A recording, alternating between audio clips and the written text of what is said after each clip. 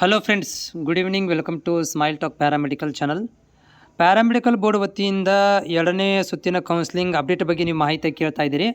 But ಅಭ್ಯರ್ಥಿಗಳು ನೆನಪಿಟ್ಕೋರಿ, ಎಲ್ಲಿ ತನಕ ಅಡ್ಮಿಷನ್ಸ್ ಈ ಫಸ್ಟ್ ರೌಂಡದ್ದು ಅಡ್ಮಿಷನ್ 15 ತಾರೀಕು ತನಕ ಇದೆ. 15 ತಾರೀಕು ತನಕನೂ ಮುಗಿಯೋ ತನಕನೂ ಏನು ಮಾಡ್ತಾರೆ ಅಂದರೆ ಸೆಕೆಂಡ್ ರೌಂಡದ್ದು ಮಾಹಿತಿ ಕೊಡೋದಿಲ್ಲ. ಯಾಕೆ ಕೊಡೋಂಗಿಲ್ಲ ಅಂದರೆ ಫಸ್ಟ್ ರೌಂಡಲ್ಲಿ ಏನಾದರೂ ಸೀಟ್ ಉಳಿದಿರ್ತಾವಲ್ಲ, ಫಸ್ಟ್ ರೌಂಡಲ್ಲಿ ಸೀಟ್ ಎಲ್ಲ ಅಡ್ಮಿಷನ್ ಆಗಿ ಯಾರು ಅಡ್ಮಿಷನ್ ಆಗೋದಿಲ್ಲ ಆ ಒಂದು ಕಾಲೇಜುಗಳಿಂದ ಏನು ಸೀಟ್ ಉಳಿದಿರ್ತಾವಲ್ಲ, ಒಂದು ರಿಟರ್ನ್ ಕಾಲೇಜುಗಳಿಂದ ಇಸ್ಕೊಂಡು ಅವುಗಳನ್ನು ಡಾಟಾ ಬೇಸ್ ರೆಡಿ ಮಾಡಿ ಮತ್ತೆ ನಿಮಗೆ ಸೆಕೆಂಡ್ ರೌಂಡಿಗೆ ಕರೀತಾರೆ. ಹೌದಾ? ಸೊ ಇಲ್ಲಿ ನೀವು ಒಂದು ಪ್ರಶ್ನೆ ಬಂದಿರೋದು, ವಿದ್ಯಾರ್ಥಿಗಳು ಏನು ಕೇಳ್ತಾ ಇದ್ದೀರ ಅಂತಂದರೆ ಅಭ್ಯರ್ಥಿಗಳು, ಸರ್ ನೋಡಿ ಇವಾಗ ನಮಗೆ ಫಸ್ಟ್ ರೌಂಡಲ್ಲಿ ಸೀಟ್ ಸಿಕ್ಕಿಲ್ಲ, ನಾಟ್ ಅಲಾಟೆಡ್ ಅಂತ ಬಂದಿದೆ, ಅಥವಾ ನಮಗೆ ಸೀಟ್ ಸಿಕ್ಕಿದೆ ಆದರೆ ನಾವು ಹೋಗಿ ಅಡ್ಮಿಷನ್ ಮಾಡಿಸೋದಿಲ್ಲ, ಆಮೇಲೆ ನಮಗೆ ಸೀಟ್ ಸಿಕ್ಕಿದೆ ಅಲ್ಲಿ ಡೊನೇಷನ್ ಜಾಸ್ತಿ ತೊಗೊತಾ ಇದ್ದಾರೆ, ಹೀಗಾಗಿ ನಾವು ಅಡ್ಮಿಷನಲ್ಲಿ ತೊಗೊಂಡಿಲ್ಲ, ನಾವು ಸೆಕೆಂಡ್ ರೌಂಡಿಗೆ ಹೋಗಬೇಕಂದ್ರೆ ಮತ್ತೆ ಅಪ್ಲಿಕೇಶನ್ ಹಾಕಬೇಕಾ ಅಂತ ಕೇಳ್ತಾ ಇರುವಂಥದ್ದು.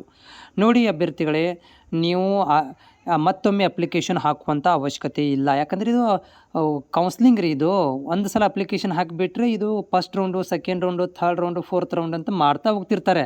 ಇಲ್ಲಿ ಮತ್ತೇನು ಹೊಸದಾಗಿ ಅಪ್ಲಿಕೇಶನ್ ಹಾಕುವಂಥ ಅವಶ್ಯಕತೆ ಇಲ್ಲ. ಅಂದರೆ ಸೆಕೆಂಡ್ ರೌಂಡಿಗೆ ಮತ್ತೆ ಅಪ್ಲಿಕೇಶನ್ ಹಾಕಬೇಕು, ಥರ್ಡ್ ರೌಂಡಿಗೆ ಮತ್ತೊಂದು ಸಲ ಅಪ್ಲಿಕೇಶನ್ ಹಾಕಬೇಕು, ಫೋರ್ತ್ ರೌಂಡಿಗೆ ಮತ್ತೊಮ್ಮೆ ಅಪ್ಲಿಕೇಶನ್ ಒಂದೇ ಸಲ ಇರ್ತದೆ. ಬರೀ ಕಾಲೇಜ್ ಸೆಲೆಕ್ಷನ್ ಮಾಡೋದು ಮಾತ್ರ ಚೇಂಜ್ ಆಗ್ತಾ ಹೋಗ್ತದೆ ಅಷ್ಟೇ. ಹೌದಾ? ಹೀಗಾಗಿ ನೀವು ಯಾರೋ ನನಗೆ ಡೌಟ್ ಕೇಳಿದ್ರಿ, ಏನಂತಂದರೆ ನಾವು ಮತ್ತೆ ಪೇಮೆಂಟ್ ಮಾಡಬೇಕಾ, ಅಪ್ಲಿಕೇಶನ್ ಹಾಕಬೇಕಾ ಅಂತೇಳಿ. ಯಾವುದು ಅಪ್ಲಿಕೇಶನ್ ಹಾಕುವಂಥ ಅವಶ್ಯಕತೆ ಇಲ್ಲ. ಜಸ್ಟ್ ನಿಮ್ಮ ರ್ಯಾಂಕ್ ಅದೇ ಇರುತ್ತೆ.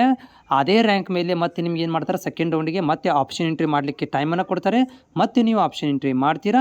ಆಪ್ಷನ್ ಎಂಟ್ರಿ ಮಾಡಿದ ಮೇಲೆ ಮತ್ತೆ ನಿಮ್ಮ ಪರ್ಸೆಂಟೇಜು, ನಿಮ್ಮ ರ್ಯಾಂಕ್ ಆಧಾರದ ಮೇಲೆ, ನಿಮ್ಮ ಕಾಸ್ಟ್ ಆಧಾರದ ಮೇಲೆ ಸೀಟ್ ಹಂಚಿಕೆ ಮಾಡ್ತಾ ಬರ್ತಾರೆ.